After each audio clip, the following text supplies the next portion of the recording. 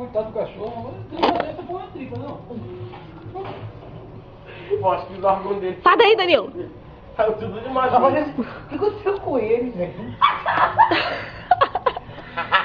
Coitado do cachorro.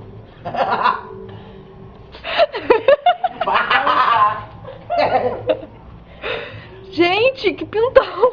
Bota o Faustão, gente. Vai ficar na barriga, o corpo batendo na barriga. Cara, pior que os ovos dele também, meu. É tudo junto. Eles estão usando com tudo, Rodrigo. Ai, meu Deus.